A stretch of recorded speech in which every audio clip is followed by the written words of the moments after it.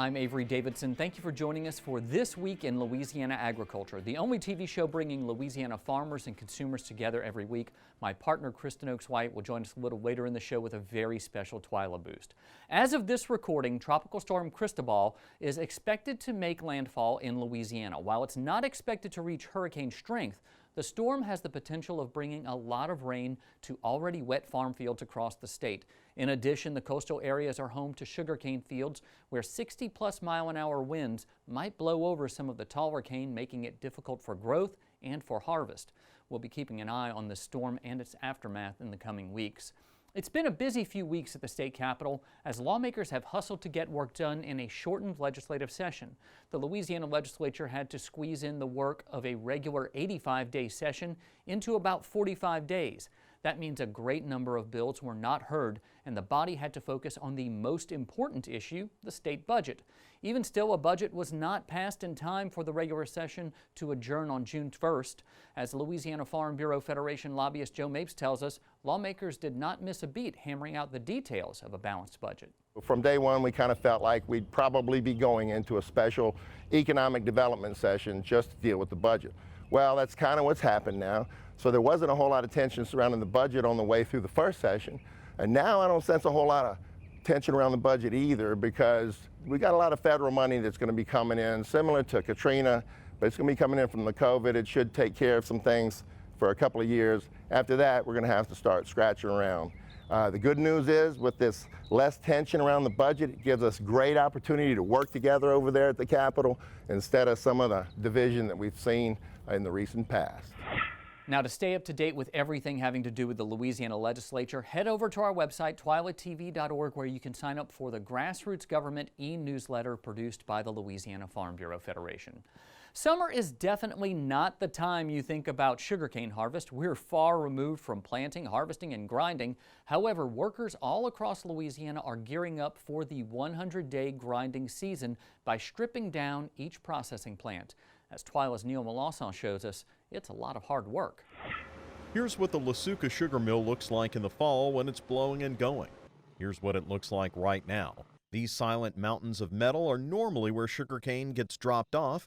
Ag Division Manager John Hebert says while it's quieter right now, it's no important time. Currently, we're in a phase of going through every component of the factory, inside and out, and going through maintenance, inspecting every component, and then making sure that that's all back together in time for the start of harvest season. Hebert says one bright spot has been COVID-19 hasn't affected their workflow. It has affected some delivery of some of our components, but I feel that for the most part, a lot of what we are implementing has already been on site. So, you know, I cautiously say that to this point, we haven't seen a very, very big impact from COVID-19. The maintenance, replacement, and repair that's going on right now isn't the only thing occurring during this downtime. Behind me, as you can see, there's a lot of activity. They're building some new mill capacity here at Lasuka that will be online in time for the 2020 sugarcane harvest. Cane first arrives at the factory and ends up in the yard or in trailers, and it'll enter the factory through the cane belt system we have in the background. And the cane flows from the right to left. It'll enter the shredder, which is not yet complete. As it's going through the shredder, it'll prepare the cane and bring it to a consistency of very much like confetti. The finer we prepare the cane, the better extraction we'll get, the more sugar we'll get out of the cane. Once it leaves the shredder, it'll continue moving this direction and it'll enter the first mill. And then from the first mill, it'll enter the second, third, fourth, and fifth. And from there, it'll flow out the milling area and go to the boilers where the bagasse is used as fuel. So while things may look pretty unraveled right now, you can bet this mill will be back better than ever come fall. Reporting from St. Martinville, I'm Neil Melanson. If you want to see Lasuka in full operation, check out Neil's story from this past fall on our website at twilatv.org. Now, if you're in the St. Martinville area where Lasuka is located, you might want to stop in this charming town. Lots of great places to eat.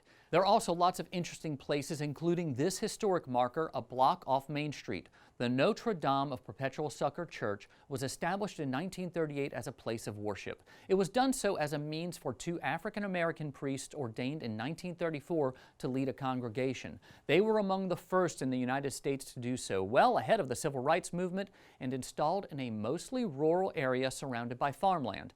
As you can see, the original bell from that church is on display out front, still serving the community. The Notre Dame Church has resumed masses, but they ask you to please wear a mask if you're going to stop by for a visit. The recent global pandemic has caused beef packing plants and other distributors to experience unprecedented challenges to get beef to you. But there is no shortage of beef. Louisiana has a robust cattle industry, mostly focused on cow-calf and stocker operations. Twila's Jennifer Finley visited with Amelia Kent on her East Feliciana ranch to discuss what they do at Kent Farms. All right, those are the replacement heifers. So the heifers I'm keeping, the heifers I'm loading on the trailer, those are the big sisters of these. Each day is its own. There is no one day that looks like the next day. Russell and I own and operate Kent Farms, which primarily consists, at least historically, primarily consists of a cow-calf herd.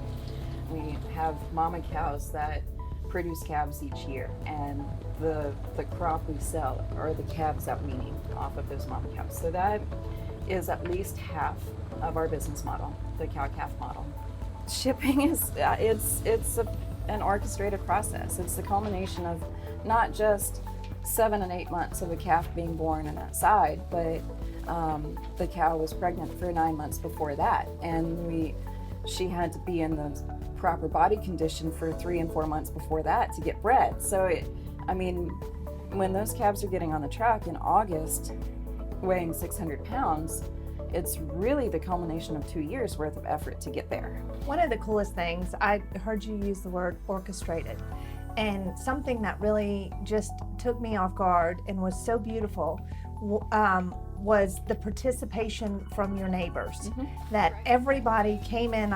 It was almost like paid workers, and nobody was paid, because you do this on one farm one weekend, then you do the other farm the next weekend.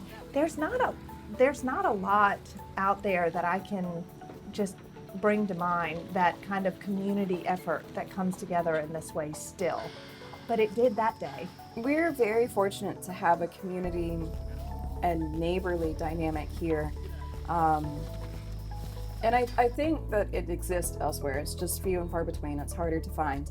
And it's not limited to shipping either. So we're at the end of our first cow working. And cow working is when we administer our routine herd health procedures. And we do it at least twice, where we're administering vaccines. The first round is in usually February and March, and then the second round, the booster shots, are going to be in midsummer, maybe May, maybe June, July. But we're all in a very similar vaccine protocol, which means those 2 rounds of shots. In our community, our neighborly dynamic, we all go help each other. So you can almost predict, like clockwork, the Saturdays that we'll all be working with each other. If we're not working our cattle, we're working their cattle. You saw one crew in action. We hit 2 places and then went to the scales. And then Russell had another crew going. Russell had 2 places, and his dad had another 2 places. So we quite literally, we pinned 6 places with 3 crews and had all of the cattle to the scales by 10:30. All right, off to Perkins. Y'all are loaded. Whoever is last out, we just gotta shut the yard gate. So what kind are these? This herd is primarily comprised of Brayford, whether it's a half-blood F1 Brayford, which is half Hereford and half Brahman, or just a Brayford type, not necessarily that true half-blood. But then we also have some black cows in here, which would be the quarter-blood daughters. They're the Angus daughters off of the Brayford cow. Any of those the grass-fed beef? No. No. This is difficult. You know so much. There are so many different components to this. I mean, any farmer, not just a cattle rancher. Any farmer has to be an agronomist and a chemist and a botanist. I mean, just to start, let alone the animal husbandry side of things. Did you and Russell just build this on your own? Yes and no. So Russell and I both come from farming and ranching families. In fact, Russell is, I believe, the 6th generation to grow up on his family farm in East Feliciana Parish. And this kitchen table we're sitting at was his grandparents'. So this farm that we're on here, we rent from his family's estate. My grandparents on my mom's side had a dairy farm, and that's where my mom and I, well, my mom still has beef cows now, but it's where I got my start. But in between all of that, my mom and dad actually were a first-generation ranch in Colorado, started a first-generation ranch in Colorado, on which they started with yearling cattle, so that same stocker segment, and eventually had cow-calf as well. So you come from this? Yes, we come from this, but this business is our business from the ground up. Hard work paid off? Yeah. 2 years.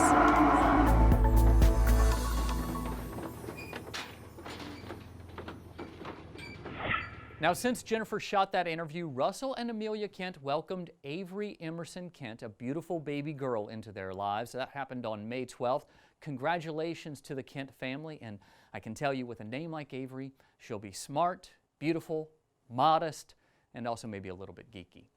Kent Farms is one of several cattle operations across the state selling beef directly to consumers. That's good for you because many of you could not find beef and pork at your grocery store during the COVID-19 pandemic and are now seeking out local ranchers who sell meat. And some even drive across the state to make deliveries. You're looking at a little bit of comfort delivered from halfway across Louisiana, and you just have to read what's circled on the box to know what's inside. Caddo Parish cattleman Marty Woldridge usually sells Woldridge meat at the Shreveport Farmers Market. On this day, he's making deliveries at the Louisiana Farm Bureau office in Baton Rouge.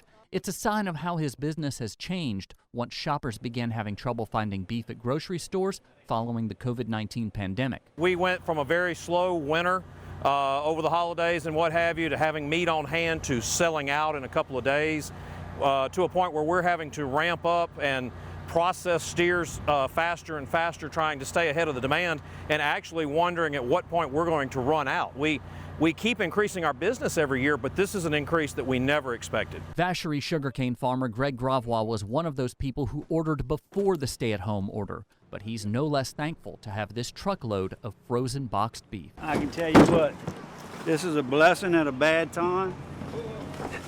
Thankful that country folks can get together and help one another out. We're actually being able to provide a sense of security to our neighbors, our communities, our friends all over the state, and by coming to us and buying the wholes, the halves, or even buying a case of hamburger meat at a time, I've actually seen them make a sigh of relief, I guess. They're not worried about that part of what's going on anymore. What is going on is places like Bellevue Meat Processing in Houghton are seeing increased demand. And Woldridge says that may not be a bad thing. The biggest thing that I think is the good out of this is a reconnection of so many people that weren't paying attention to where their food's coming from and just relying on the store. But I'm seeing a great increase of connection to your community, your neighbors, to the farmers. And I'll be very honest with you, if I can hold on to half of the new customers that we have gained through this, it will definitely make my business so much stable into the future. Like I said before the story, Marty Woldridge is not alone in selling beef directly to consumers. There's Kent Farms, Gosselin Land and Cattle, Duncan Farms, Iverstein Farms. I'm dropping a lot of names because there are a lot of sources locally for beef, pork, and poultry. You can find an informational map listing those farms and more by going to our website, twilatv.org, and clicking the link with this story. Local egg-producing plant Cal-Maine Foods recently delivered 2 truckloads of farm-fresh eggs to the Louisiana Department of Agriculture and Forestry. Each truck held 1,560 cases of eggs, which means 280,800 eggs per truck. Do the math, it's a lot. The LDAF will help deliver this donation to food banks across the state of Louisiana. Well, first we want to thank Cal-Maine Eggs. You know, they've donated 2 tractor-trailer loads of eggs. This can be going to the food banks. Each tractor-trailer load is 23,400 dozen. Tremendous amount of eggs. We're one of about 40 egg farms for Cal-Maine Foods here in Louisiana. And as we have surplus, we're donating eggs to food banks across the country. What we do here at the department, we distribute food. We distribute food to the schools, we distribute food to the food banks and to other entities. And so, you know, we're receiving these loads of eggs, and this is going to be delivered to food banks in the greater Baton Rouge area. They're also delivering another tractor-trailer load to the food banks in New Orleans. A lot of eggs. And right now, during the COVID-19 pandemic, you have families that really are struggling. You know, have people now that have been out of work for 8 weeks, and this will go to families that are not on SNAP. They're not on, quote, food stamps. They're not on SNAP, but they have great needs. And so this is part of the packages we'll be putting together.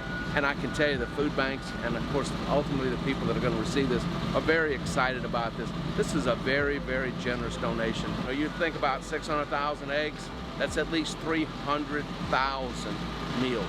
So it means a lot. We're a company that believes in God, family, and helping our community, and anything we can do. We are egg producers, so when we have product available to give to our community, that's what we like to do with it. We always love hearing good news like that. The 2020 crawfish season has been up and down for farmers this year. It's gone on longer than anticipated, but low prices and restaurants being closed impacting the price they received at the farm, well, made it a tough year. You can still find crawfish all around Louisiana, even in June. In New Orleans, Castanet Seafood has live crawfish for $2.50 a pound and $3.50 a pound for boiled.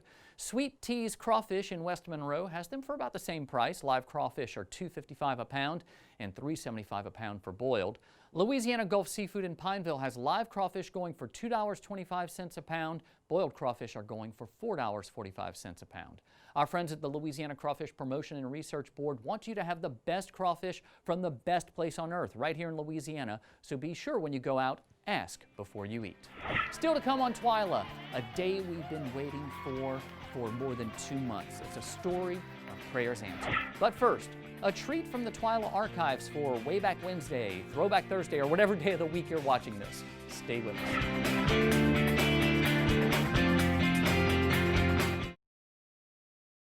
I now hope they're fighting today. I hope they are. Put a Dorito right here.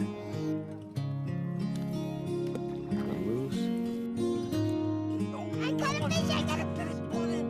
Find your place in the country and the lender who can get you there. Find Louisiana Land Bank. Financing for country homes, recreational property, farms and ranches, and agribusiness. It's a well-known fact that here in Louisiana, sugarcane is more than just a crop. It's a way of life. It creates more than 16,000 jobs across the state and an additional $3 billion boost to our state's economy. And Louisiana's cane families always give back to the communities where we live, work, and play. Louisiana sugarcane, making life sweeter, naturally. Sugarcane, sweet sugarcane.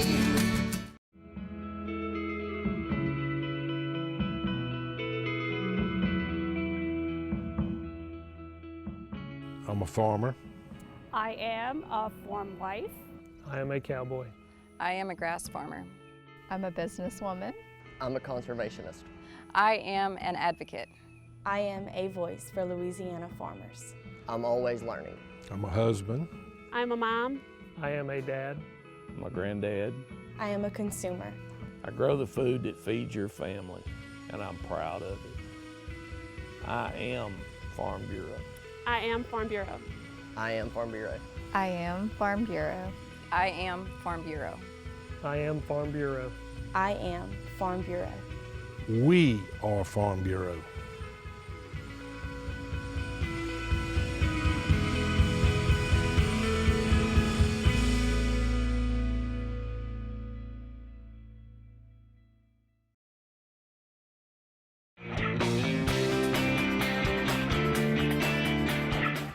Although I'm in the studio today, the Twila team has been working from home throughout the coronavirus pandemic. We've been bringing you Twila from our backyards and farms and ranches across the state, but the show's been on for almost 40 years.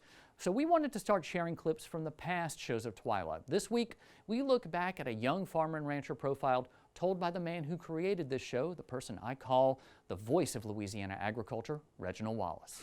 In Area 3, 30-year-old Marion Frank Bryan has been selected as the outstanding young farmer and is representing the Jeff Davis Parish Farm Bureau at the state contest.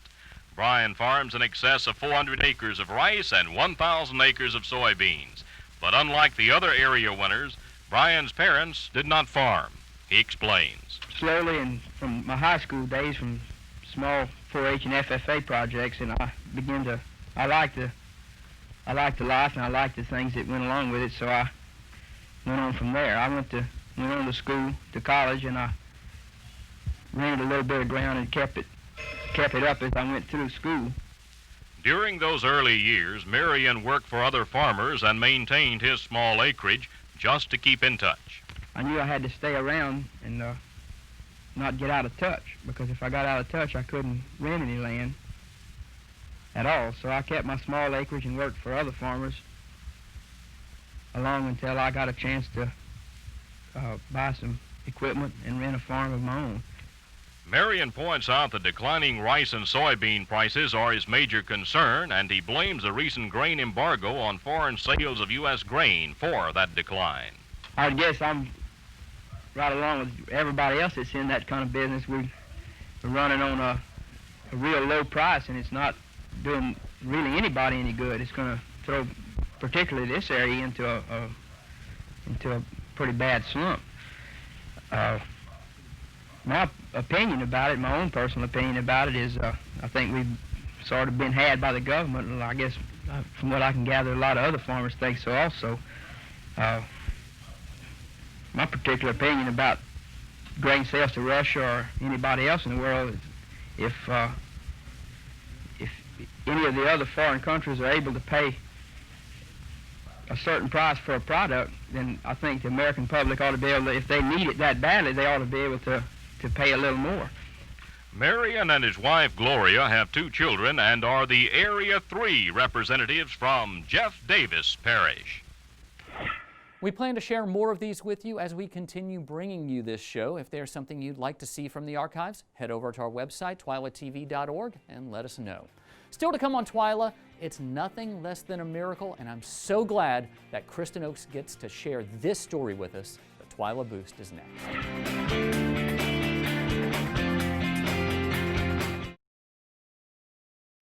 Landowners are minding the Louisiana forest for our grandchildren. A place for wildlife, recreation, lumber for homes. It's the right thing to do. Forestry, covering half our state, all of our hearts.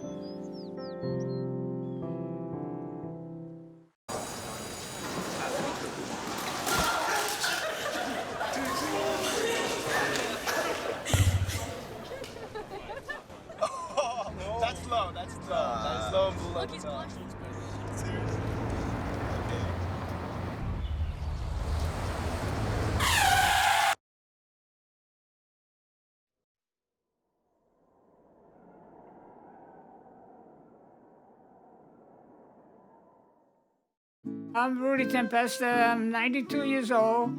I fought in World War II. Then I came home, worked for the post office for 70 years. I've been getting Meals on Wheels, and I enjoy it. The most important thing about Meals on Wheels is you meet the people, which to me is fantastic. You need people to keep your brain moving. That's what life is about. It's love and having a conversation with people. Jason, let's go see your room.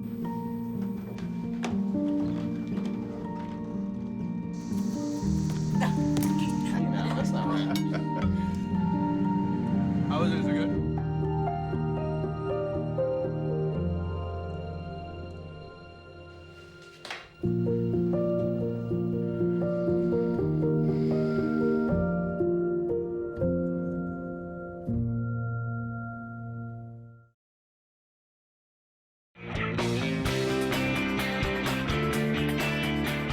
Today we're saving our best news for last in this week's Twila Boost. Right now as we're shooting the show, the Louisiana Farm Bureau family is celebrating the homecoming of our president, Ronnie Anderson. For the last 78 days, Ronnie has been in the hospital battling COVID-19. But on Wednesday, June 3rd, he walked out of Promise Rehabilitation Hospital in Baton Rouge, greeted by a cheering crowd of friends and family. This is the day we've been praying for, that Ronnie could leave the hospital. It's been quite a journey, quite the journey, I tell you. And as it turned out, he survived it. He is truly a survivor, and as people have said, he's a tiger at heart. Ronnie's wife, Vivian Anderson, says she's grateful that Ronnie won his battle with COVID-19, but urges people to remain vigilant when it comes to this deadly disease. It's a very, very serious illness. It's an illness that almost took his life.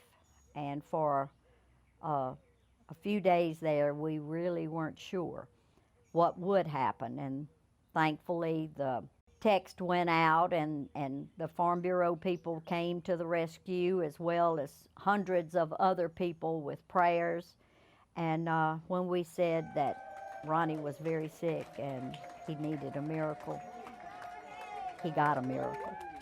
And I think Ronnie has come to realize now more than ever, you know, how short life can be and how it is, and that you need to make the best of every day. He tells me that all the time. We're going to do some things that we haven't been able to do because he wants to get back into the action of living. Vivian says the Anderson family could not have survived this journey without the support of the Farm Bureau family. We've just been overwhelmed and humbled with the love that we have been shown, not only by people we know, but hundreds of people that we don't know, but who the Farm Bureau family knows. It has been truly amazing to realize, even more so at this point in our lives, what the Farm Bureau family means. And it's a lot of love out there, just a lot of love. I thank y'all so much. We couldn't find a better group of people anywhere. I love every one of you. Love you too. And we have a lot of love for the Anderson family, and we're so thankful that Ronnie is well and back at home. We would also like to take a moment to thank the incredible team of doctors and nurses at Baton Rouge General and Promise Rehabilitation Hospital who took such good care of Ronnie during his battle with COVID-19. Well, that does it for this edition of Twila. Don't forget you can watch all of our stories online on our website at twilatv.org, and be sure to like us on Facebook and follow us on Twitter and Instagram. And if you haven't already, subscribe to our YouTube channel. You can watch all of our videos there as well. For all of us here at Twila, thanks for joining us. We hope to see you again right here next week.